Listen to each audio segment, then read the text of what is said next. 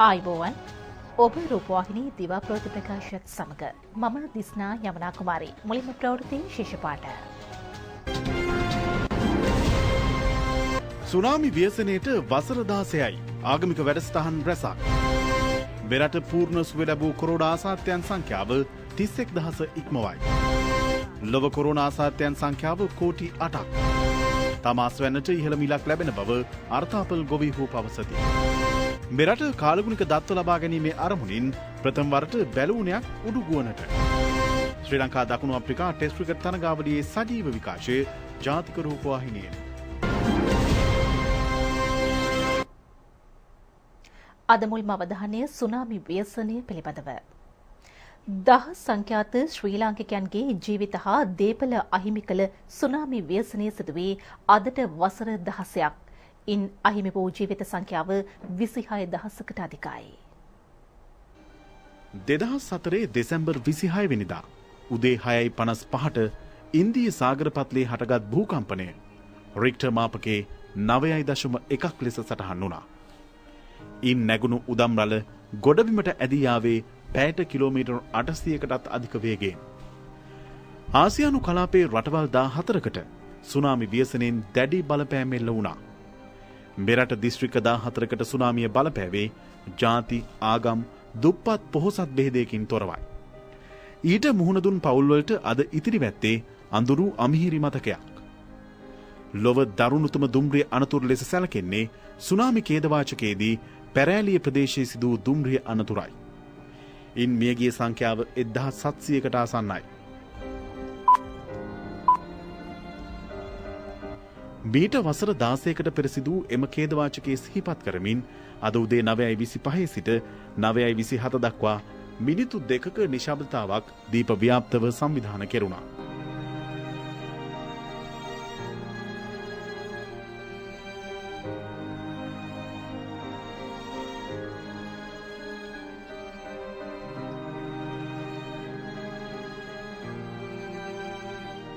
Tsunami දුම්රිය අනතුරින් මියගිය පුද්ගලයන් සිහි කිරීම වෙනුවෙන් අනුස්මරණ වැඩසටහනක් පැරෑඩිය සුනාමි ස්මාරකයේ අභියසදී පැවැත්වුණා. ආගමික වතාවත්ද සංවිධානය කෙරුණා. මේ අතර අමාත්‍ය චමල් රාජපක්ෂ මහතා සුනාමි අනතුර සිහිපත් කිරීමේ අරමුණින් පණුවුඩයක් නිකුත් කරමින් ප්‍රකාශ කළේ රජයක් ලෙස ආපදා සහ විපත් වලින් ජනතාව ආරක්ෂා කිරීමේ වගකීම මෙන්ම වගවීම ජනාධිපතිතුමාගේ සෞභාග්‍යයේ දැක්ම වැඩපිළිවෙලින් නිසි පරිදි තහවුරු කර ඇති බවයි. එය නිවැරදිව ඉටුකොට සුරක්ෂිත රටක් ගොඩනැගීම සඳහා කැපවන බවයි ඔහු කියා සිටියේ. අදට යෙදී ඇති ජාතික සුරක්ෂා දිනය කොවිඩ්-19 වසංගතයේ හමුවේ ආගමික වතාවත් වලට මුල් තැන දෙමින් සැමරීමට පියවරගෙන තිබෙනවා. සුනාමි ඛේදවාචකයෙන් මියගිය සියලු දෙනාටම නිවන් සුව පතන අතරම සිය ආදරණීයන් අනපේක්ෂිත ලෙස අහිමි වීමෙන් අදටත් පීඩා විඳින සියලුම දෙනාට අමාත්‍යාංශයේත් රජයේත් ශෝකය පළ කරන බව චමල් රාජපක්ෂ මහතා නිකුත් කළ පණිවුඩයේ සඳහන්. ජනාධිපති ගෝඨාභය රාජපක්ෂ මැතිතුමා ශ්‍රී දළදා සමිඳුන් වැඳපුදාගෙන ආශිර්වාද ලබා ගත්තා. මහනුවර ශ්‍රී දළදා මාලිගාව වෙත ඊයේ පැමිණි ජනාධිපතිතුමා පිළිගනු ලැබුවේ දියවඩන නිලමේ නිලංග දෑල මහතා විසින්. දළදා සමිඳුන් වැඳපුදාගත් ජනාධිපතිතුමා මල්වතු පාර්ශවයේ මහානායක අතිපූජ්‍ය තිබ්බටුවාවේ ශ්‍රී සුමංගල නාහිමියන් බැහැදක උන්වහන්සේගේ සුව දුක් විමසුවා. මල්වතු පාර්ශවයේ අනුනායක පූජ්‍ය දිමුල් කුඹුරේ විමල ධම්ම සහ පූජ්‍ය නියන්ගොඩ විජිතසිරියන් නාහිම්පාණන් වහන්සේද බැහැදුරු ජනාධිපතිතුමා උන්වහන්සේ සමග කෙටි පිළිසඳරක නිරත වුණා. අනතුරුව ජනාධිපතිතුමා පැමිණියේ අස්ගිරි මහ විහාරයටයි. එහිදී අස්ගිරි පාර්ශවයේ මහානායක අතිපූජ්‍ය වරකාගොඩ ශ්‍රී ඥානරත්න නාහිමියන් බැහැදක ආශිර්වාද ලබා ගත්තා. අස්ගිරි පාර්ශවයේ අනුනායක පූජ්‍ය ආනමඩුවේ ධම්මදස්සි නාහිමියන් සහ ලේකාධිකාරී පූජ්‍ය මැදගම ධම්මානන්ද හිමියන් බැහැදුරු ජනාධිපතිතුමා උන්වහන්සේගේ සුව දුක් විමසා සිටියා. අනතුරුව ජනාධිපතිතුමා පැමිණියේ අස්ගිරි ගෙඩිගේ රජමහා විහාරයේ වෙතයි. අස්ගිරි පාර්ශවයේ අනුනායක පූජ්‍ය වෙඩරුවේ උපාලි නාහිමියන් බැහැදුරු ජනාධිපතිතුමා උන්වහන්සේ සමග කෙටි පිළිසඳරක නිරත වෙමින් විහාරස්ථානයේ සංවර්ධන කටයුතු සොයා බැලුවා. ජනාධිපතිතුමා අස්ගිරි මහ පිරිවෙන වෙතද පැමිණියා. අස්ගිරි පාර්ශවයේ ලේකාධිකාරී පූජ්‍ය නාරම්පනාවේ ආනන්ද හිමියන් බැහැදක ආශිර්වාද ලබා ගත්තා. COVID-19 රෝගයෙන් පූර්ණ සුවය ලැබූ පිරිස 31,339 දක්වා ඉහළ ගොස් ඇතැයි සෞඛ්‍ය අමාත්‍යාංශය පවසනවා. සුවය ලැබූ තවත් 771 දෙනෙකු රෝහල් වලින් ඊයේ පිටව ගියා. පොළොන්නරුව COVID-19 ප්‍රතිකාර මධ්‍යස්ථානවල සිට 26 දෙනෙකු සුවය ලබා අද පිටව ගියා. ඔවුන් කොළඹ දිස්ත්‍රික්කයේ පදිංචිකරුවන්. COVID-19 රෝගය වනදී පූර්ණ සුවය ලැබූ පිරිසේ ප්‍රතිශතය 78.78 දක්වා ඉහළ ගොස් තිබෙනවා. 31,339 දෙනෙකු ඊට අයත්. 20.76කට අදාළ පිරිසක් තවදුරටත් ප්‍රතිකාර ලබමින් සිටින අතර 8,257 දෙනෙකු ඒ අතර වනවා. මිනුවන්ගොඩ සහ පෑලියගොඩ COVID පොකුර ආශ්‍රිත රෝගීන්ගේ සංඛ්‍යාව 36,077ක් බවට පත්ව තිබෙනවා. රෝගය වැළඳුණු එම පිරිසෙන් 27,931 දෙනෙකු සුවය ලබා ඇති අතර මිනුවන්ගොඩ කර්මාන්ත ශාලාවෙන් වාර්තා වූ රෝගීන් සියලු දෙනා පූර්ණ සුවය ලබා පිටව ගොස් අවසන්. මිනුවන්ගොඩ සහ පෑලියගොඩ COVID පොකුර ආශ්‍රිතව වාර්තා වූ රෝගීන්ගෙන් තවදුරටත් ප්‍රතිකාර ලබමින් සිටින්නේ 8,146 දෙනෙකු පමණයි. මෙරටින් COVID-19 රෝගය වැළඳුණු තවත් 551 දෙනෙකු ඊයේ හඳුනා ගැනුණා. ඉන් 541 දෙනෙකු පෑලියගොඩ COVID පොකුර ආශ්‍රිතව වාර්තා වූ රෝගීන්ගේ සමීපතමින්. සෙසු 10 දෙනා බන්ධනාගාර COVID පොකුර ආශ්‍රිතව වාර්තා වූ රෝගීන්. පූර්ණ සුවය ලබා ඊයේ රෝහල් වලින් පිටව ගිය සංඛ්‍යාව 771ක්. ඔක්තෝබර් මාසයේ 4 වෙනිදා වෙනකොට අපේ රට තුළ අලුතෙන් පටන් ගත්තු COVID-19 රෝග ව්‍යාප්තිය අද දෙසැම්බර් මාසයේ 26 වෙනිදා වෙනකොට මාස 3ක වගේ කාලයක් ගත වෙලා තියෙන්නේ. ඒ කාලය තුළදී ඉතාමත්ම මැනවින් පාලනය කරලා තියෙනවා කියලා කියන්න පුළුවන්. මේ පාලන තත්ත්වය මේ ග්‍රහණය අපි මේ දිගටම පවත්වාගෙන ගියොත් මේ විදිහට පරීක්ෂා කරමින් රෝගීන් හඳුනා ගැනීම, ඒ වගේම නිරෝධායනය කිරීම, ඒ වගේම අවශ්‍ය අවදානම් අවස්ථාවලදී සංචරණ සීමා ඇති කරමින් රෝගයේ ව්‍යාප්ත වීම වැළැක්වීමට කටයුතු කළොත් ජනතාවගෙන් ඒ සඳහා අවශ්‍ය සහයෝගය ලැබුණොත් අපිට මේ COVID-19 රෝගය ඉතාමත්ම හොඳින් පාලනය කරන්න පුළුවන් කියන එක අපිට විශ්වාසයක් තියෙනවා. PCR පරීක්ෂණ 13,516ක් ඊයේ සිදු කෙරුණා. මෙතෙක් සිදු කර ඇති සමස්ත PCR පරීක්ෂණ සංඛ්‍යාව 11,92,056ක්. එංගලන්තයේ පැතිරෙන ප්‍රභවය අපේ රටට පැමිණෙනවා නම් පැමිණෙන්න ඕනේ ගුවන් තොටුපළකින් හෝ වරායකින් නැත්නම් කොහෙන් හරි ලංකාවට පැමිණෙන පුද්ගලයෙකින්. ඒ නිසා විදේශවල සිට පැමිණෙන පුද්ගලයන්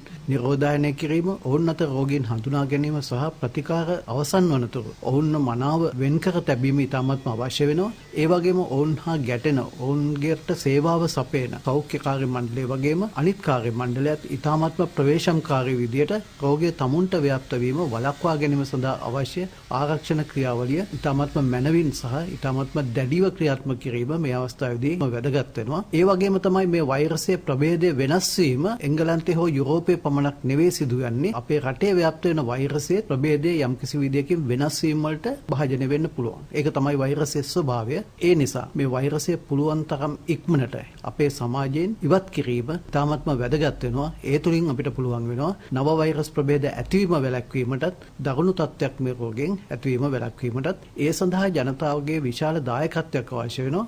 මෙදිරිගිරිය කුසුම්පුකුණ ප්‍රදේශයේ නිරෝධායනයට යොමු කර සිටි පවුලක පුද්ගලයෙකුට COVID-19 රෝගය වැළඳී ඇති බවට හඳුනාගෙන තිබෙනවා. ඔහු වැලිකන්ද මූලික රෝහලට ඇතුළත් කෙරුණු අතර ආසාදිතයාගේ පවුලේ පිරිස තවදුරටත් නිවාස තුළ නිරෝධායනයට යොමු කෙරුණා. බස්නාහිර පළාතෙන් වෙනත් ප්‍රදේශවලට පිටත් වන පුද්ගලයන් අහඹු ලෙස තෝරාගෙන ශනික ප්‍රතිදේහජනක පරීක්ෂාවෙන් COVID-19 රෝගීන් හඳුනා ගැනීම ස්ථාන 11කදී මේ දිනවල සිදු කරනවා. ඊයේ සිදු කළ පරීක්ෂණවලදී හඳුනාගෙන ඇති රෝගීන් සංඛ්‍යාව 7ක්. පරීක්ෂණ ආරම්භ කළ දිනේ සිට අද දක්වා හඳුනාගෙන ඇති රෝගීන් සංඛ්‍යාව 33ක්. COVID-19 තවත් මරණයක් මෙරටින් ඊයේ වාර්තා වුණා. අක්‍රේපතු ප්‍රදේශයේ පදිංචි වයස අවුරුදු 54ක පුද්ගලයෙක් මඩකලපුව ශික්ෂණ රෝහලේදී මිය ගොස් තිබෙනවා. මරණයට හේතුව ලෙස දැක්වෙන්නේ COVID-19 ආසාදනය වීම නිසා ඇති වූ හෘදයාබාධයක්. මේ අතර අද උදෑසන 6න් අවසන් වූ පැය 24 තුළ පුද්ගල දුරස්ථභාවය තබා නොගැනීම සහ මුහුණු ආවරණ නොපැළඳීම සම්බන්ධයෙන් පුද්ගලයන් 35 දෙනෙකු අත්අඩංගුවටගෙන තිබෙනවා. මේ දක්වා අත්අඩංගුවටගෙන ඇති පුද්ගලයන් 1829 දෙනෙකුගෙන් 1700කට පමණ නඩු පනවා දඩ නියම කළ බවයි පොලිසිය පවසන්නේ. ඊයේ දිනේදී ඒ වගේම පසුගිය දින කීපයකදීම දක්නට ලැබුණා විවිධ උද්ඝෝෂණ පැවැත්වෙනවා විවිධ හේතුන් මත. කෙසේ වෙතත් මේ උද්ඝෝෂණ පැවැත්වීමේදී නිරෝධායන රීතීන් උල්ලංඝනය වන ආකාරයට කටයුතු කිරීමේ ස්වභාවයක් දක්නට ලැබුණා. අපි කාරුණිකව තවදුරටත් සියලුම ජන කොටස් වලින් ජනතාවගෙන් ඉල්ලා සිටිනවා නිරෝධායන රීතීන් උල්ලංඝනය වන ආකාරයට කටයුතු කරන්න එපා. එසේ කටයුතු කළහොත් පොකුරු අණු පොකුරු නිර්මාණය වෙයි. එවිට එම ප්‍රදේශ සම්පූර්ණයෙන්ම හුදෙකලා කර තබන්නට සිදු වෙයි. ඒ නිසා නිරෝධායන රීති උල්ලංඝනය කරමින් මෙවැනි ආකාරයට කටයුතු කරනවා නම් එක් පැත්තකින් රටේ සාමාන්‍ය නීති යටතේත් අනෙක් පැත්තෙන් නිරෝධායන රීතිය යටතේත් කටයුතු කිරීමට සිදු වෙනවා. ලොව පුරා සමස්ත කොරෝනා ආසාදිතයන් සංඛ්‍යාව අද වන විට කෝටි 8 සීමාව ඉක්මවා ගොස් තිබෙනවා. ඒ ඉක්ුත් පැය 24 තුළ වාර්තා වූ කොරෝනා රෝගීන් 4,72,000ත් සමගයි. ගෝලීය කොරෝනා මරණ සංඛ්‍යාව 17,50,000 ඉක්මවා තිබෙනවා. සුවය ලැබුවන්ගේ සංඛ්‍යාව 5,64 ලක්ෂයක්. පසුගියදා හඳුනාගත් කොරෝනා වෛරසයේ නව ප්‍රභේදයේ රෝගියෙක් පළමු වරට ප්‍රංශයෙන් හමු වී තිබෙනවා. ඔහු පසුගිය සතියේ ලන්ඩනයේ සිට පැමිණි ප්‍රංශ ජාතිකයෙක්. මෙවන විට ඔහු ස්වයං නිරෝධායනයට ලක් කර ඇති බවයි ප්‍රංශ සෞඛ්‍ය අමාත්‍යවරයා පවසන්නේ. එංගලන්තයෙන් හඳුනාගත් කොරෝනා වෛරසයේ නව ප්‍රභේදයේ ආසාදිතින් රටවල් රැසකින් හමුවීම භයානක තත්ත්වයක් බවයි සෞඛ්‍ය අංශය පවසන්නේ. මේ වන විට ජපානය, ඩෙන්මාර්කය, ආස්ට්‍රේලියාව, නෙදර්ලන්තය ඇතුළු රටවල් රැසකින් කොරෝනා වෛරසයේ නව ප්‍රභේදයේ රෝගීන් හමු වී තිබෙනවා. අමරිකාවේ සමස්ත ආසාදිතින් සංඛ්‍යාව 1,92 ලක්ෂයක් පමණ වනවා. එරට මරණ සංඛ්‍යාව 3,38,000කට අධිකයි. දෙවනුවට රෝගීන් වාර්තා වන ඉන්දියාවේ එම අගය 1,69,000කට අධිකයි. දෙවනුවට ආසාදිතින් වාර්තා වන බ්‍රසීලයේ ආසාදිත සංඛ්‍යාව මේ වන විට 1,75,000 සීමාවට ආසන්න වී තිබෙනවා. බ්‍රසීලයේ මරණ සංඛ්‍යාව 1,90,000කට අධිකයි. ලොව පුරා කොරෝනා ආසාදිතින් කෝටිය ඉක්ම වූ රටවල් දෙකක් වාර්තා වනවා. ආසාදිතින් මිලියන ඉක්ම වූ රටවල් සංඛ්‍යාව 17ක්. ආසාදිතින් ලක්ෂය ඉක්ම වූ රටවල් සංඛ්‍යාව 75ක් ලෙසයි වාර්තා වන්නේ. කොරෝනා මරණ ලක්ෂය ඉක්ම වූ රටවල් සංඛ්‍යාව 4ක්. කොරෝනා රෝගීන් සුවය ලැබූ රටවල් සංඛ්‍යාව 9ක් ලෙසයි සංඛ්‍යා ලේඛනවල දැක්වෙන්නේ. කිසිදු කොරෝනා මරණයක් වාර්තා නොවූ රටවල් සංඛ්‍යාව 23ක්. ලොව රටවල් සහ පාලන ප්‍රදේශ 220කින් කොරෝනා ආසාදිතින් වාර්තා වන අතර නෞකා දෙකක්ද ඊට අයත්.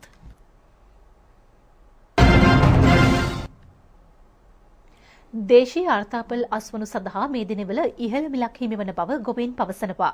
අර්ථාපල් කිලෝවක් අලෙවි වන තොග මිල රුපියල් 230ක් බවයි වාර්තා වන්නේ. මෙරට අර්ථාපල් සාර්ථකව වගා කෙරෙන්නේ වැලිමඩ, ඌව පර්ණගම, කැප්පෙටිපොළ ආදී ප්‍රදේශවලයි. මේ වන විට එම අර්ථාපල් වගාවන්හි අස්වනු නෙලීම ආරම්භ කර තිබෙනවා. කැප්පෙටිපොළ ආර්ථික මධ්‍යස්ථානයේදී අර්ථාපල් කිලෝවක් අලෙවි වන්නේ රුපියල් 230කටයි. අර්ථාපල් ආනයනයේ රජයේ නවතා ඇති නිසා තම අස්වනු වලට ඉහළ මිලක් හිමි වී ඇති බවයි ගොවීන් පවසන්නේ. වායුගෝලයේ විවිධ සංඝටක පිළිබඳ සහ කාලගුණික දත්ත ලබා ගැනීම සඳහා බැලූනයක් ගුවන්ගත කිරීම අද සිදු කෙරුණා. විශ්වවිද්‍යාල 18ක සිසු සිසුවියන් එක්ව එම අත්හදා බැලීම සිදු කළේ දඹුල්ල ඩී.එස්. සේනානායක විද්‍යාල භූමියේදී. එවැනි අත්හදා බැලීමේ බැලූනයක් මෙරට ගුවන්ගත කළ ප්‍රථම අවස්ථාවද මෙයයි. විශ්වවිද්‍යාල 18ක සිසුන් කණ්ඩායම කණ්ඩලම් ප්‍රදේශයේ රැඳී සිටිමින් අද උදෑසන අත්හදා බැලීමේ බැලූනේ ගුවන්ගත කළා. අමරිකාවෙන් ගෙන්වන ලද උපකරණ උපයෝගී කරගනිමින් ගුවන්ගත කළ මෙම බැලූනේට දත්ත රැස් කිරීමේ පෙට්ටියක්ද සවි කර තිබුණා. බැලූනේ කිලෝමීටර් 35 40 අතර ඉහළට ගමන් කර පුපුරා යාමෙන් පසු එහි සවි කොට ඇති පැරෂුටයක් මගින් දත්ත සහිත පෙට්ටිය පොළොවට පතිත වන බවයි විශ්වවිද්‍යාල සිසුන් කණ්ඩායම පවසන්නේ. මෙම අත්හදා බැලීම සාර්ථක වූහොත් ඉදිරියේදී සැටලයිට් වෙනුවට බැලූන යොදාගෙන දත්ත රැස් කිරීමට හැකි වෙනවා.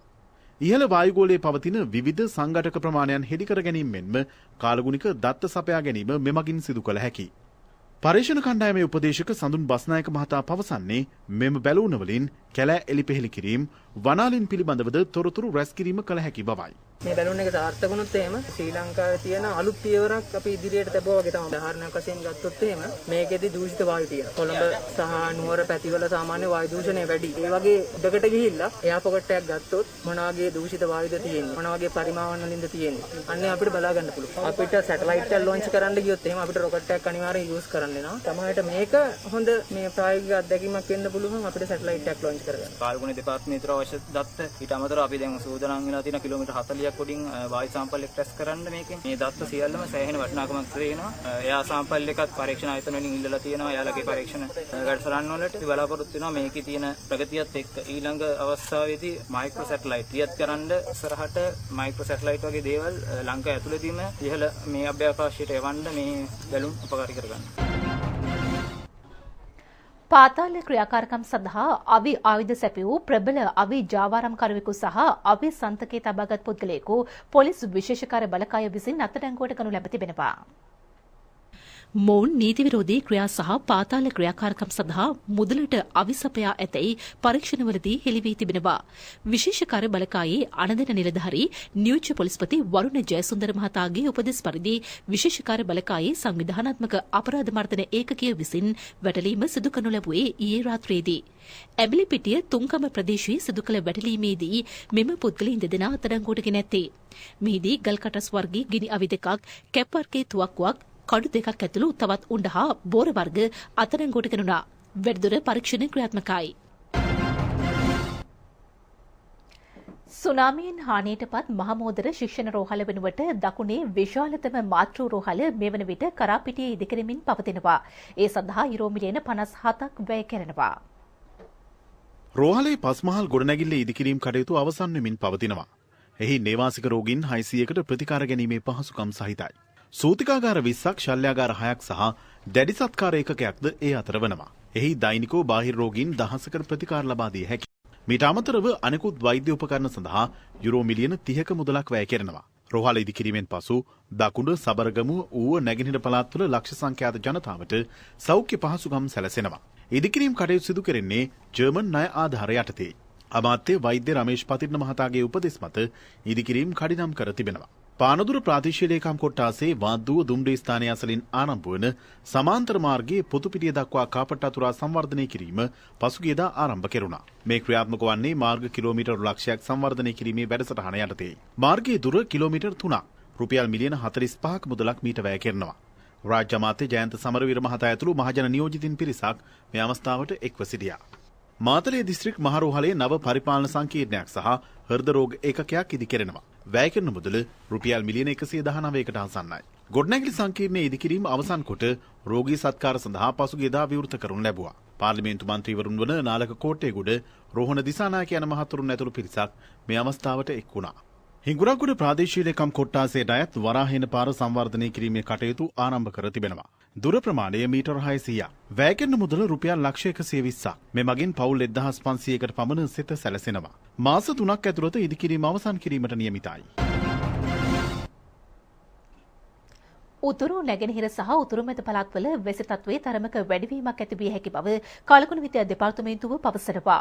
ඌව පළාතේද වැසි හටගන්නා බවයි එම දෙපාර්තමේන්තුව නිකුත් කළ නිවේදනයේ සඳහන් වන්නේ.